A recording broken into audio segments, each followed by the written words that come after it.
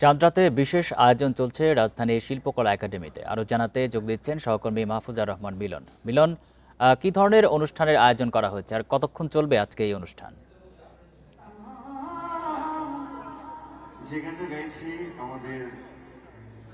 দেখুন, আগামীকালকে পবিত্র ঈদ উল ফিতর, আর সেই উপলক্ষে যে বাংলা একাডেমি যে আয়োজনটি করেছে আসলে অসাধারণ।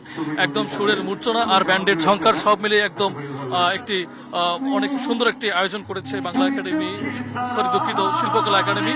তো এখানে আমরা দেখতে পাচ্ছি যে দর্শকে ভরপুর, এবং আমি যদি আপনাদেরকে এখন সরাসরি মঞ্চে একটি গানের একটি অংশ শোনাতে পারি তাহলে কিন্তু দেখা যাবে যে আমরা এই পরিবেশটি এবং এই পরিস্থিতি আমরা বোঝাতে পারবো দর্শককে। 200-র বেশি সার্ভিস ও ফিচারে লেনদেনের সব বিকাশ অ্যাপে সম্ভব।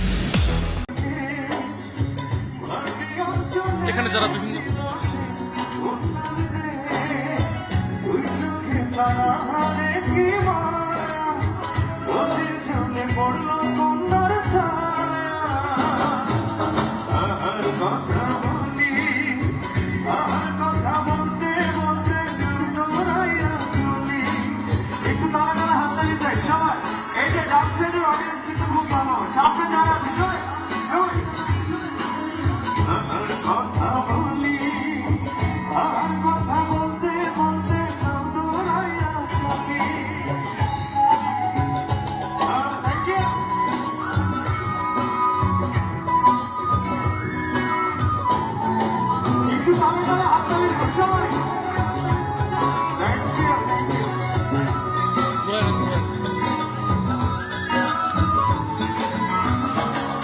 তো আমরা দেখতে পাচ্ছি যে এখানে বিভিন্ন দর্শকরা এসেছেন এবং বিভিন্ন শিল্পী গোষ্ঠী তারা কিন্তু সেই গানের প্রতিযোগিতায় অংশ নিয়েছেন এবং তারা সেই তাদের গান পরিবেশনা করছেন।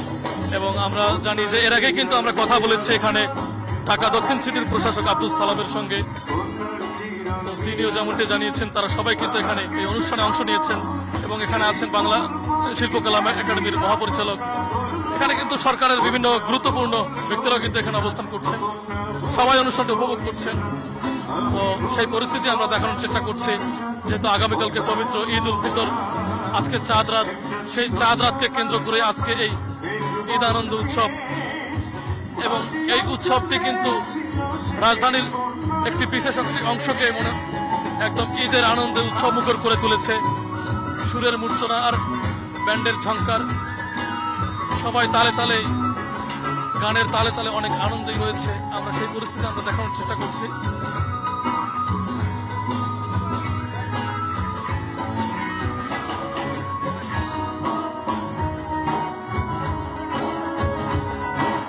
তো এর আগে কিন্তু আমরা কথা বলেছি, এখানকার বিভিন্ন যারা আয়োজক রয়েছে তাদের সঙ্গে আমরা কথা বলেছি। তো সব মিলে এই আয়োজনটি তারা নিয়মিত আয়োজন করতে চান এমনটি তারা ব্যক্ত করেছেন আমাদের কাছে। তো এই ছিল আমার কাছে শিল্পকলা একাডেমি থেকে ঈদ আয়োজনের সবশেষ তথ্য। শিল্পকলা একাডেমি থেকে জানাচ্ছেন সহকর্মী মাহফুজার রহমান মিলন।